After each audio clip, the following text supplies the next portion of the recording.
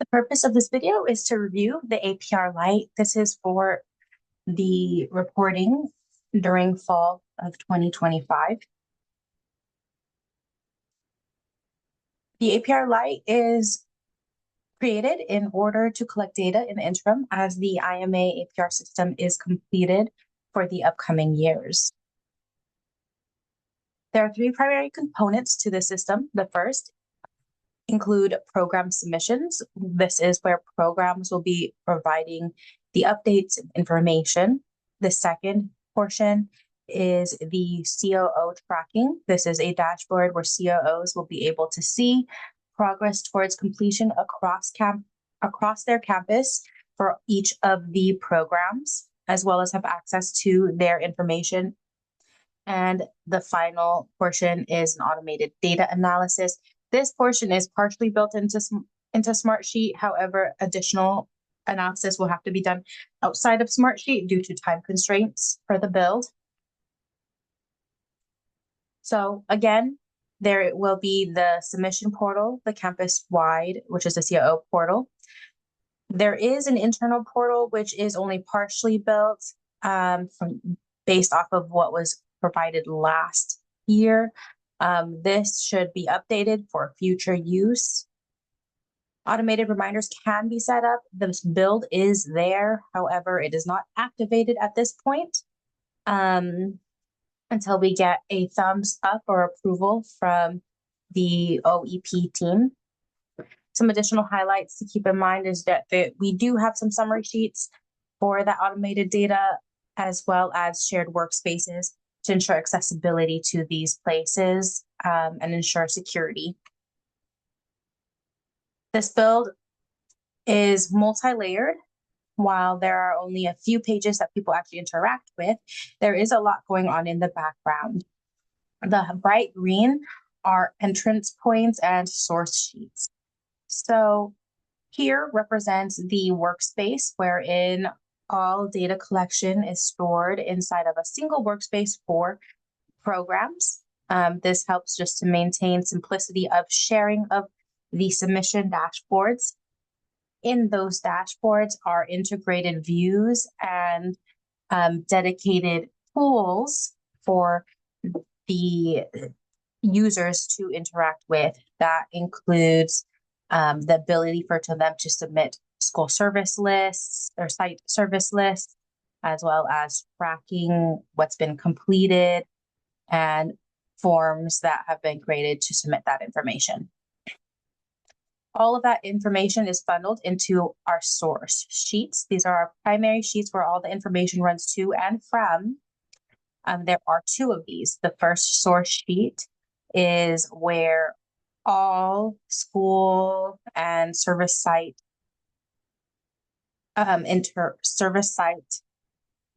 partnerships are stored. This is our live service site list, as well as our confirmation form, which is the APR questions regarding the amount of each grade level student count serviced. These two source sheets are working in tandem with additional parts of the ecosystem. The first part for the live school list, we have two pieces that are key to funneling this information. The first is a compiled all school list, wherein all schools and service sites that have been reported to IMA previously are gathered, as well as key data points. And the second part of the model documents here are the campus profiles, which help to connect some additional data. Other than that, there's the tracking systems. So when confirmation forms are completed, that is tracked as well as surfaced for those COOs. Then after that information is input, all the data meshes come together. There is analysis process. These are some of the summary sheets that we did have time to create. However, again, there is definitely a need for more of these to help facilitate speediness in analysis in the future if the system is used again in the future. Those will then would be updated into internal dashboards. However, again, there was not enough time to complete this process. This item floating down here is an archives sheet. This just allows any of the programs to archive a service site that they no longer work with. So it'll move from information from the source sheet into the archive sheet. We're going to explore all of this in much more detail. So again, program submissions covers 3 basic areas. The first item that holds everything is the submission portal. Inside of the submission portal, there are links to 2 other dashboards, one for service site updates as well as one for the contact list updates. We're going to take a look at the submission portal. You do need to be signed in to access any of these pieces.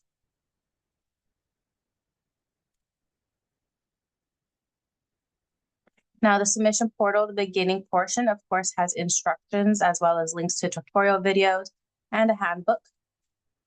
And here you can see those links to the other dashboards, so the service site dashboard as well as the contact list dashboard.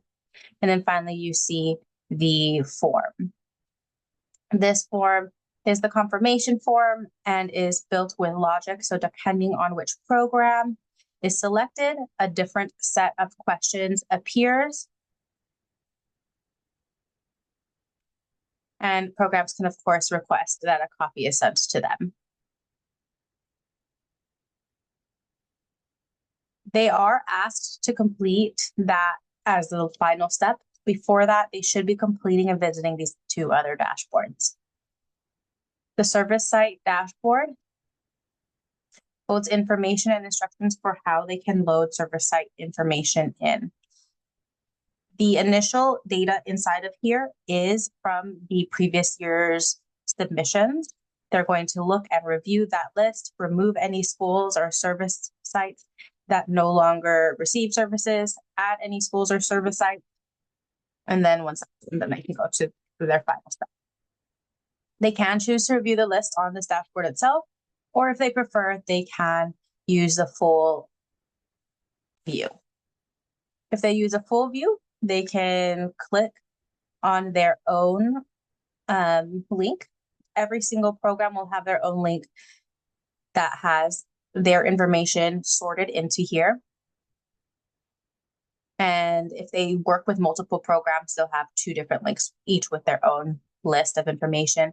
Again, this is all preloaded. They are able to go ahead and look at a specific item. They can remove it based on updating their status.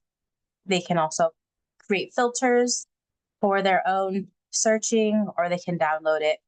They can basically interact with this in any way they need to. Once that's done, if they have any sites that are missing, they will complete an additional form.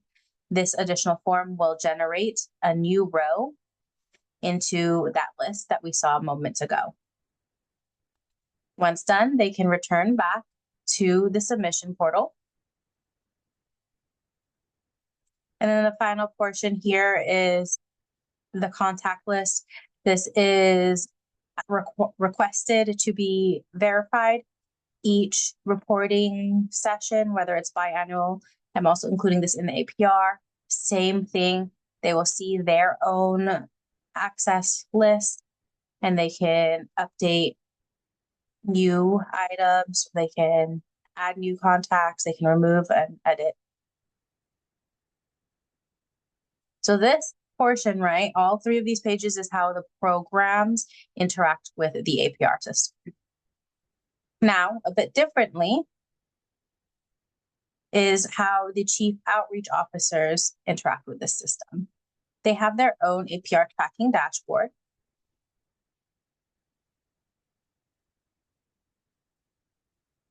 And on this, of course, there are instructions, notifications, and let's see, I didn't share a view for this for myself. So let's go into here.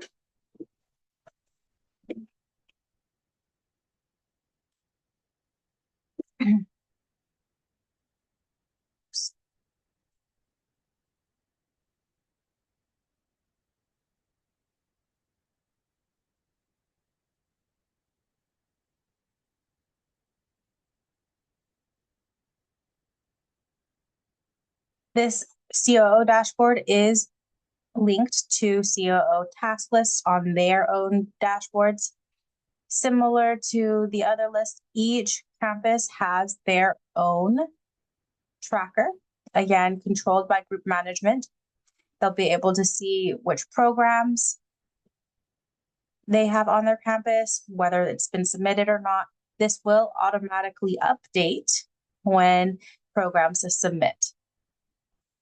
There's also a notes section and a latest comment section so that they can have conversations back and forth with us. So for example, if they notice a program is not submitting, but they've had a conversation, they can leave a note using the comments. Whatever that comment is will be surfaced here, and I can have a conversation back and forth as needed. Additionally, I surface the program lead so that if the COO needs to reach out to that program, they know who that contact is. And lastly, they also have this service site list, which surfaces the same list that the programs are updating for their own view. The COOs have access to all of the program's service site lists, so they can have conversations as needed.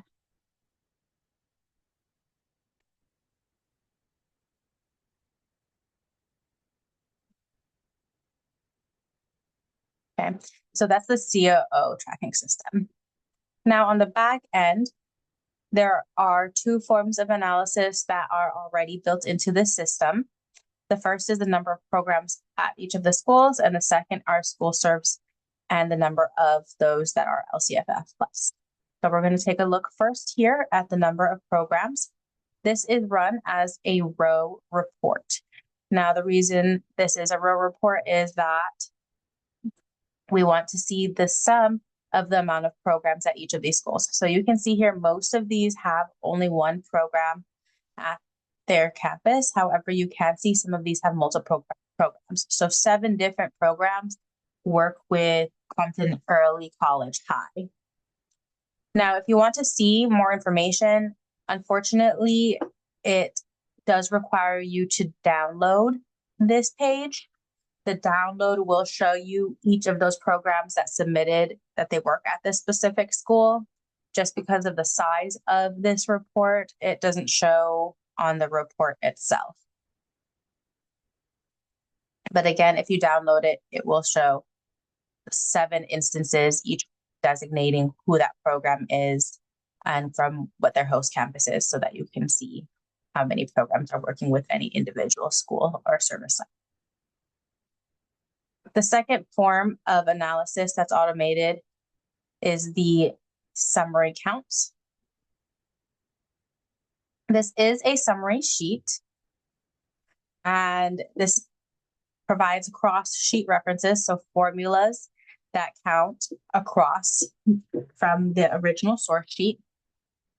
This formula says to count if the campus is and the program is. So it's counting every instance where the campus and program is listed. And that'll tell us how many schools that campus program services. As opposed to the second column, the next column over, which also then asks it to further narrow that count based on if the LCFF status is 1, which means it does have that LCFF status. So you can see the difference between how many schools are served versus how many are LCFF. These then do total across the top per campus. Now note that this is a duplicated total. So what that means is that if a school works with multiple programs at UC Berkeley, so let's say one high school works with P20, EAOP, and with SIP, then that school will be counted 3 times in this total count.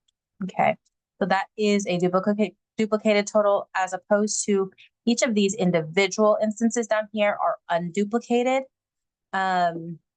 because the school should only be the program would only have submitted a school once. Okay. There is actually one more form of analysis that is done straight into the live, or sorry, straight into one of the other sheets, and we'll see that in a moment. Now we're going to see the background sheets, which are the source sheets and the archive sheet. Now this live source sheet, when each program has their own list of all the schools and service sites that they work with, they're actually all coming from one single source sheet, which is the live service list. In here, you can see all of the programs and all of the services they provide. You can narrow it down by the specific program. So for example, if I want to see UC Riverside Transfer Prep, I can see that. You can download it with this filter for internal uses. There are a couple of features built into here, which I'll go in more detail in a separate video. If a program or a school, or if a program submits a service site that is a mismatch, so if for some reason it's not pulling in the CDS code, or it's just not in our list. So for example, if it's not found, it'll get pulled into this conditional formatting, and our internal team will need to clean that up. That will be a separate video of a tutorial for how to do that process. Now, this is where all the live information is fed from for all those dynamic views, as opposed to if a program switches the status of a server site to no longer receiving services, it will be moved to the archive sheet. I did do some test items here, so I'm going to actually delete these test items. I was using this for a separate tutorial. So all that information will be moved here. It is important to keep this archive clean. And by that, I mean removing test items so that you can track over time changes. That can be another powerful resource when running data. The second set is the confirmation source sheet. This is where the one more additional layer of analysis is completed already. When campuses and programs complete the form that we saw on their view, their responses will be filtered into this view. This is a rather large sheet, as there's a lot of information being collected. The first sets of information are the direct questions being asked. You do see the black demarcations of different types of questions and how we've categorized them. You do see these gray here. These all have the functions in them. So what this is totaling the number of students served by grade span.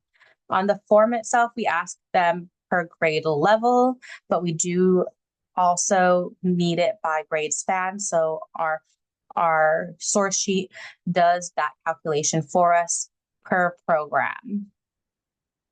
That happens both for students in general served as well as cohort specific, as some of our programs work with cohorts as their target groups. You will also see basic information pulled here, campus program. That's what those two first questions in the survey are. It pulls it together for us, which then links into our tracking system. Our tracking system matches using campus program, and it'll pull in the status. When programs submit a form, by default, that response will come in, including the status to show as confirmed. So if I can get this to open. That's open. I want it to, let me go into edit. Oh, why won't it let me do this? Here for user. Oh, I can't go in here through this view. Let's go in through here.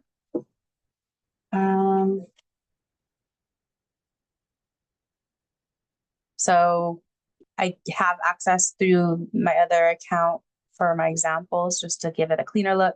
But this is actually my real account that I do my building from, so we can see the back end. Okay, so this is that same sheet we were just looking at. If I take a look at the back end of the form, you can see here status automatically inputs the status as complete. So it pre-fills for them and it's hidden from them, so they don't even know that that exists. We also have reporting season in here, and we're going to have that pre-fill for them that this is for reporting season 24 to 25, just so that that information automatically is marked for when data analysis is happening. So this sheet has a couple purposes, right? This is A, collecting the information, B, doing sums as necessary, and C, using the information here to update into the trackers.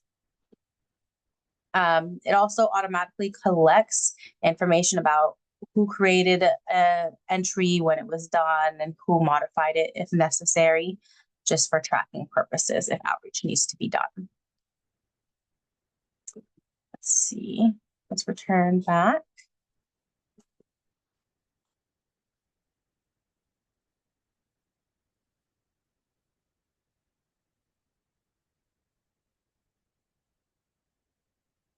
Now, the last type of sheet we're looking at, I believe this is the last type. The next type of sheet we're looking at are the model documents. What we're going to look at is the all sites list. This list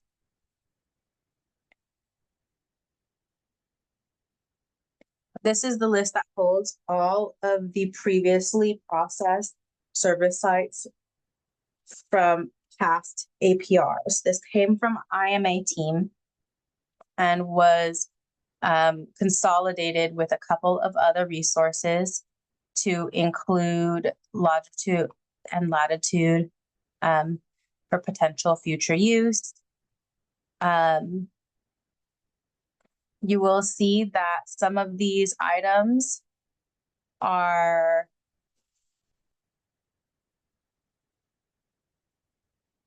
unavailable.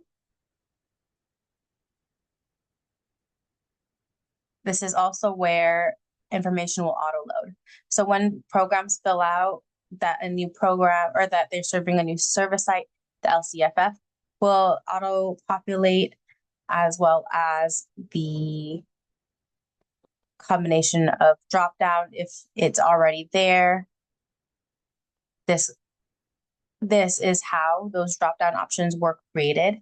It's taking the service site name, the CDS code, as well as the city to compile it. This makes the search process easier for programs.